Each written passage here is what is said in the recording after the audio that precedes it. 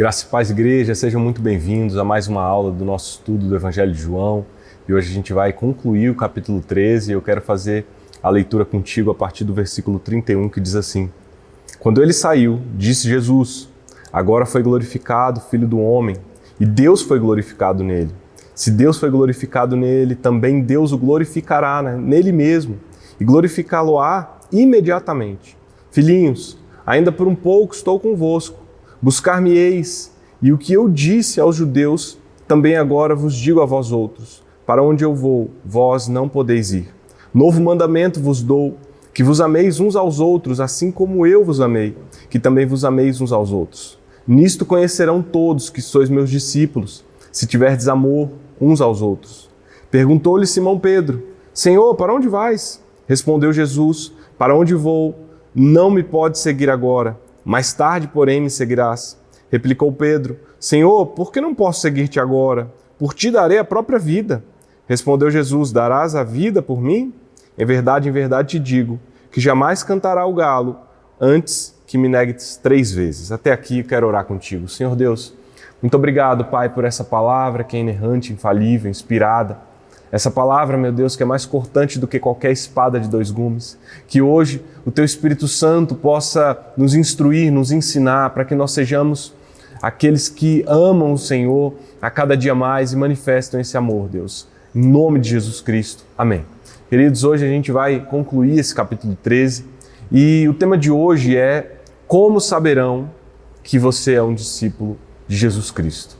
E essa pergunta é uma pergunta que ela é muito característica dos nossos dias, porque todos se dizem filhos de Deus, todos por aí se dizem cristãos, e a gente precisa encontrar os distintivos que marcam e que definem quem verdadeiramente é um cristão, um filho de Deus, um discípulo de Jesus Cristo. E existe na internet hoje muitos vídeos que são bem interessantes, onde eles colocam várias pessoas enfileiradas e uma equipe de jurados tem que descobrir quem é tal coisa. E um desses vídeos foi quem é o policial dentre uma fileira lá de pessoas que tinham aleatoriamente. E eles precisavam fazer perguntas para descobrir quem era o policial. E sabe o que é engraçado? Porque aquele que é verdadeiramente algo, ele carrega uma verdade, uma essência, ele carrega características que o definem como tal. No caso do policial, a postura, o modo de falar, o modo de se comportar, o jeito de agir, os olhares, a atenção, tudo indica e caracteriza alguém que é um policial. Você já teve a oportunidade de estar perto de um militar? Você não percebe que existe uma forma diferente de agir, uma postura diferente? Então isso diz muito a respeito de quem a pessoa é. Falando de nós cristãos, nós temos que pensar que existe um distintivo para aquele que é cristão e é o amor. Queridos, o amor que Deus tem para as nossas vidas é uma manifestação generosa de afeição. O amor, ele é uma expressão. O amor, ele não se resume a sentimentos. O amor, ele tem que se expressar numa verdade. E aqui também eu abro um parêntese para dizer que Jesus Cristo, quando nos ensina a amar, Ele não está dizendo que a gente tem que falar manso, que a gente tem que aceitar qualquer coisa, que a gente tem que ser omisso. Não, muito pelo contrário. O amor, ele é uma expressão de cuidado, ele é uma expressão de afeto. O amor também exorta, o amor também disciplina. Então, o que Deus quer de nós com o amor é uma expressão verdadeira. E para ilustrar um pouco melhor isso, eu quero contar uma história que eu ouvi de um querido amigo meu. Ele estava com um pastor já experiente lá num McDonald's da vida, e esse pastor estava sentado com ele, e daqui a pouco vem um mendigo, mas um rapaz jovem, com uma aparência, uma boa aparência, né? Não parecia estar debilitado, doente, estava com uma boa aparência, na casa aí dos 20 anos, e chegou pedindo: o senhor pode me dar uma comida e tal. E esse pastor experiente virou para ele e perguntou: você está doente? Você está com alguma comorbidade? Você está com algum problema? Ele disse: não. Por que você não está trabalhando? Eu não vou te dar comida, eu vou te dar trabalho. E aquele meu amigo disse que ficou um pouco até assustado com aquela expressão do pastor, né, de ter sido tão contundente em relação àquele pedinte. Mas sabe o que era aquilo, queridos? Uma expressão de amor também. Porque ele estava exortando, alertando aquela vida de que ele podia ter a sua autonomia, ter a sua independência e buscar os seus recursos através do seu esforço. E isso, queridos, é uma marca que tem que estar em nós. Nós precisamos olhar com amor, nós precisamos ver a necessidade das pessoas, mas o amor é essa manifestação generosa de cuidado e exortar, disciplinar também é uma manifestação de amor, porque representa cuidado. E eu quero contextualizar onde nós estamos no capítulo 13. Nós vimos que Jesus Cristo ele se reuniu para a ocasião da Páscoa com seus discípulos, e ele se reúne para essa celebração, e ali ele lava os pés dos seus discípulos, e ali ele dá uma instrução para os seus discípulos para que fizessem da mesma forma como ele fez. E Jesus Cristo, depois que lava os pés dos discípulos e dá essas instruções, ele começa a falar sobre o traidor. E ele diz que o traidor estava entre os 12, e ali a gente vê já uma movimentação de Judas, e o inimigo, né, controla a vida de Judas, e Judas parte para o seu plano de trair Jesus Cristo e entregá-lo às autoridades. E nós vemos, queridos, que agora no versículo 31 diz: quando ele saiu, disse Jesus, agora foi glorificado o Filho do Homem e Deus foi glorificado nele. Quando ele saiu, quem? Judas.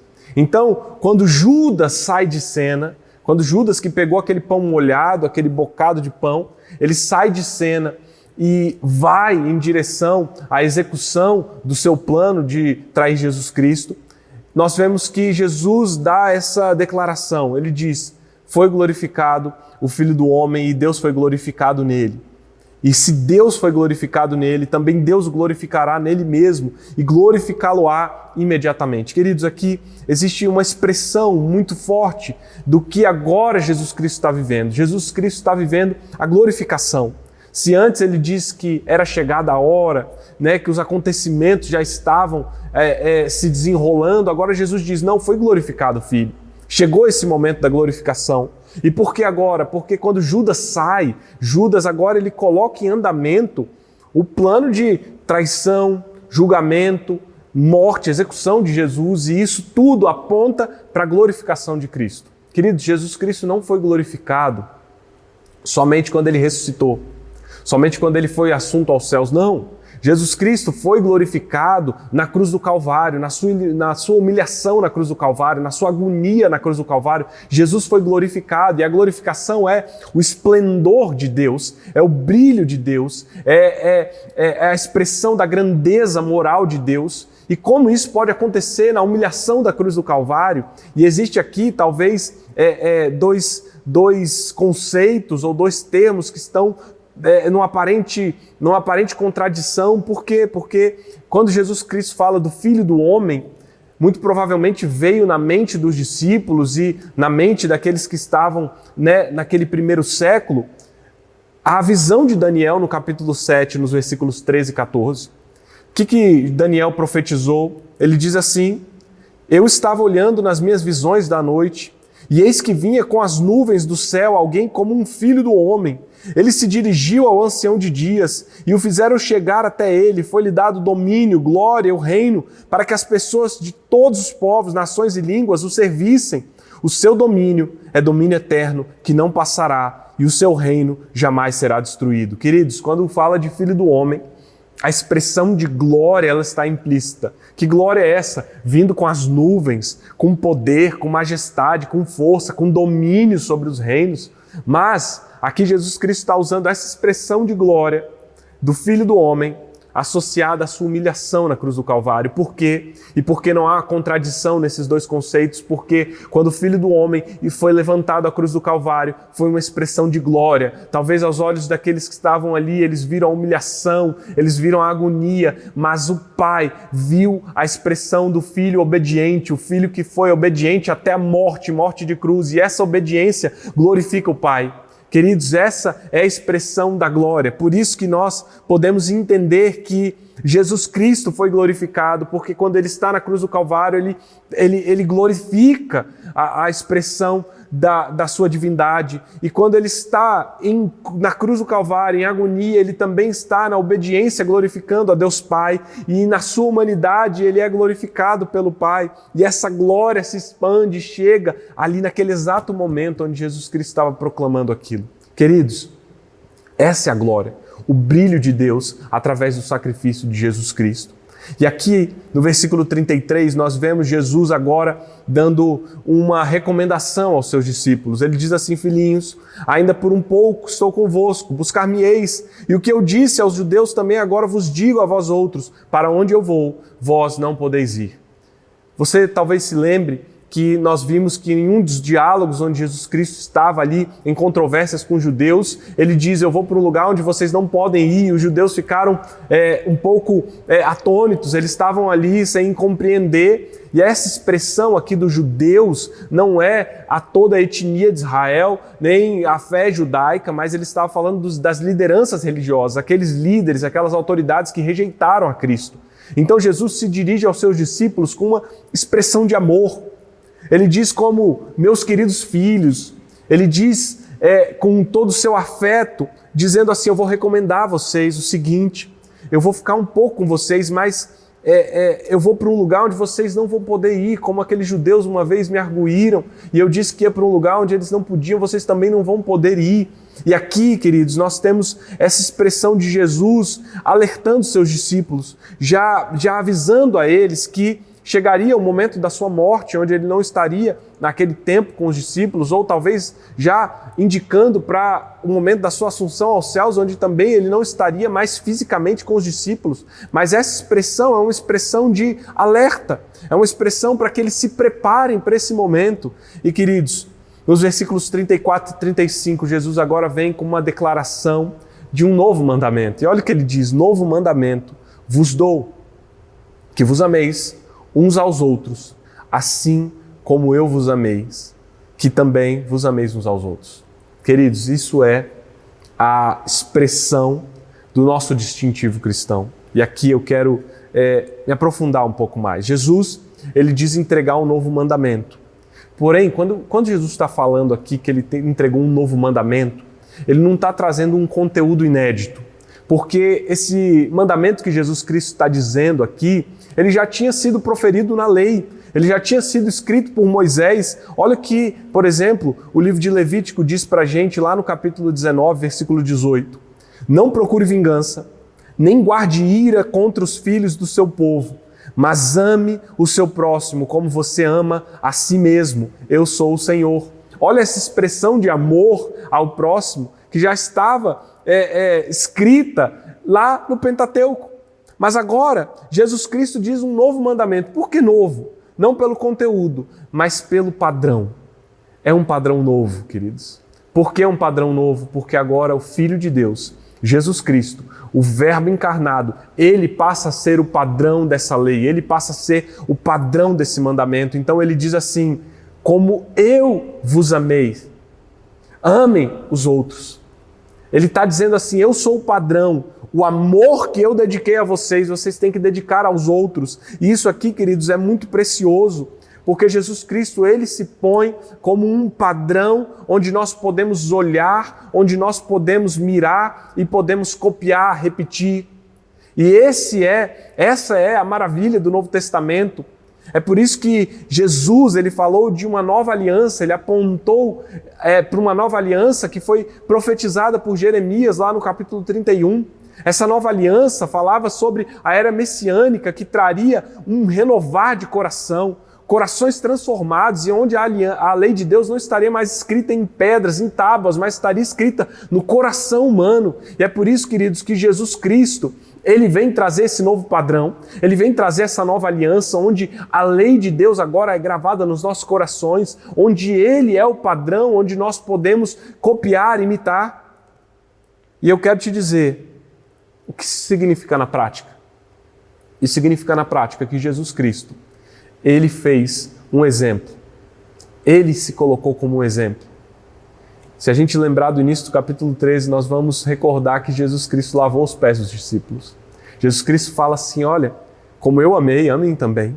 E que amor que Jesus apresentou, um amor que se curva, um amor que pega a toalha, pega a água e lava os pés e que faz um dos serviços que era um dos mais insignificantes e humilhantes daquela época.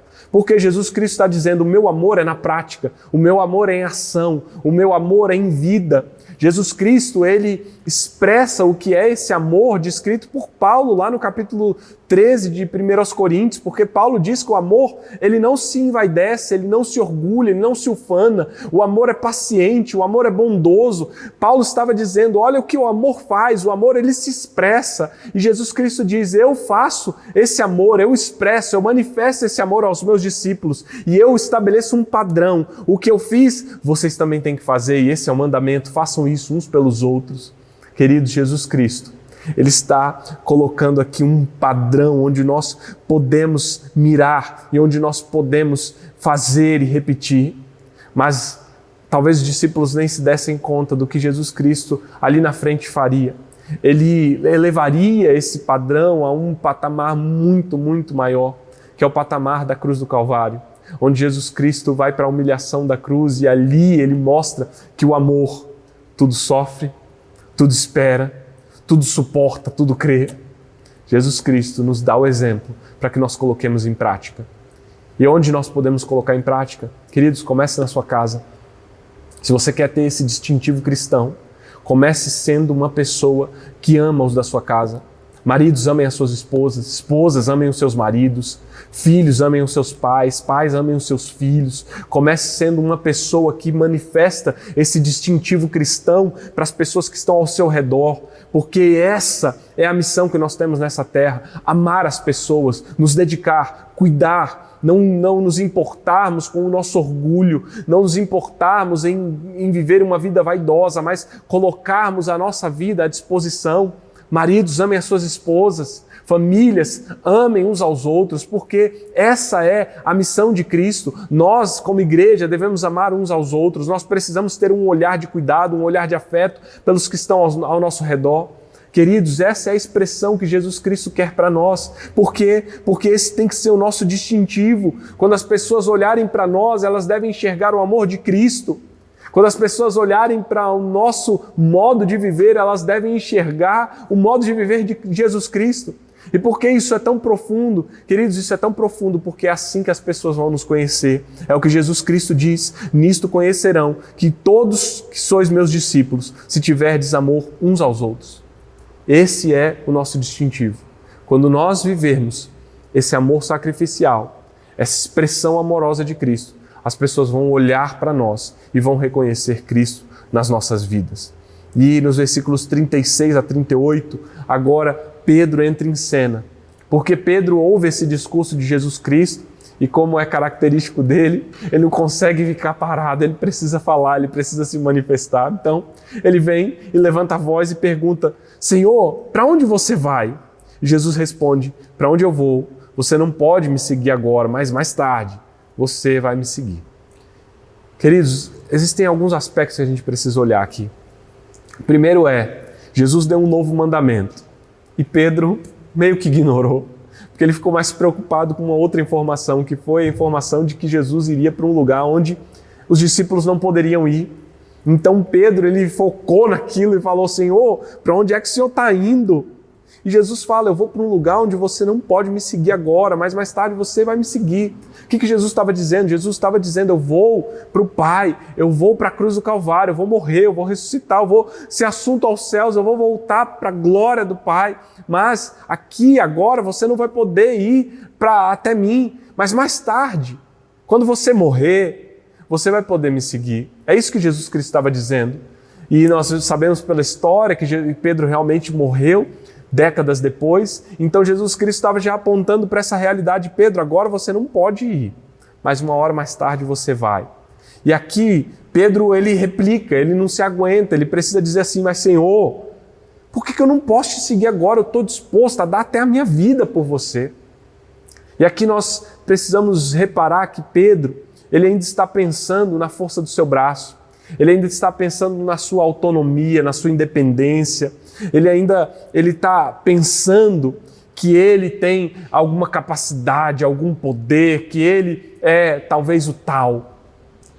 E é por isso que ele fala assim, eu estou disposto até a dar a vida. Que lugar é esse? Vamos embora. Eu tenho condições. Mas mal sabia Pedro que somente o Cordeiro que tira o pecado do mundo, o Cordeiro imaculado de Cristo, aquele que não tem defeito, poderia ir para a cruz do Calvário, suportar o cálice da ira de Deus e trazer a salvação para todos nós. Queridos, Pedro não sabia dessas verdades, ele estava confiando ainda na força do seu braço, e é por isso que Jesus responde, você vai dar a vida por mim, Pedro?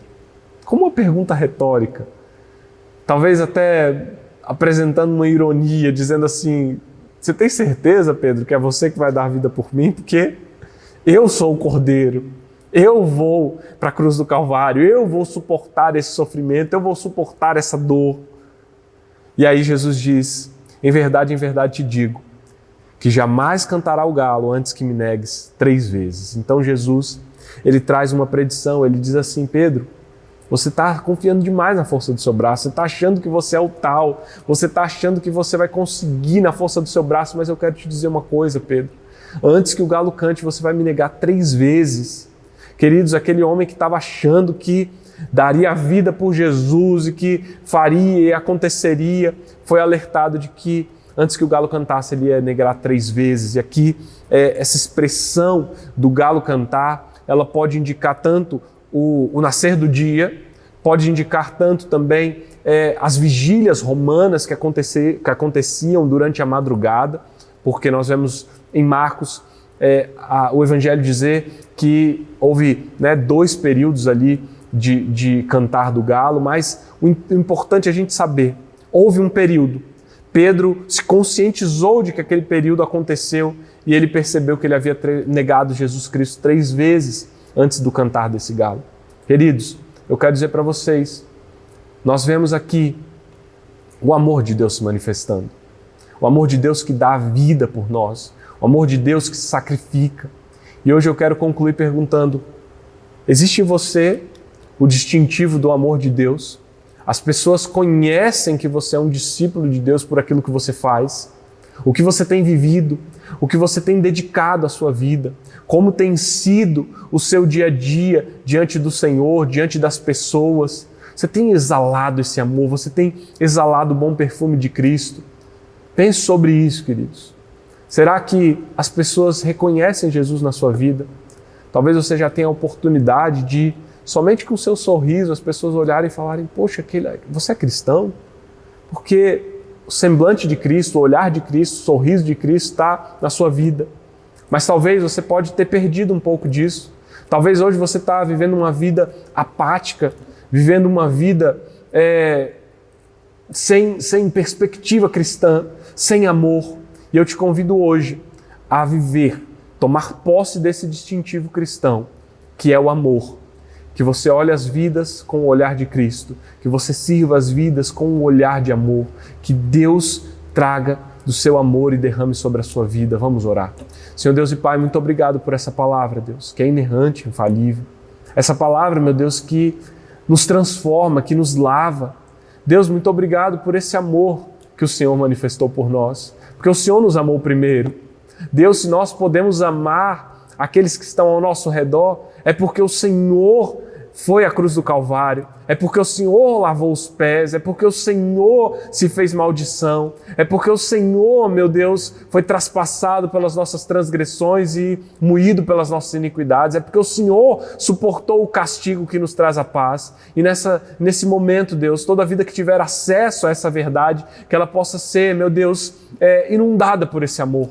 Que esse amor sacrificial do Senhor possa encher os nossos corações, porque, Pai, o Seu amor nos constrange. Quando nós temos um encontro com esse amor, com essa manifestação do Senhor, nós não conseguimos responder de outra forma senão amando. Então, Pai, que possa haver um amor profundo nos nossos corações, para que nós possamos, meu Deus, mostrar para o mundo o distintivo daqueles que são Seus discípulos, que é o amor. É o que eu te peço nesse dia, em nome de Jesus. Amém. E graças a Deus. Que Deus te abençoe.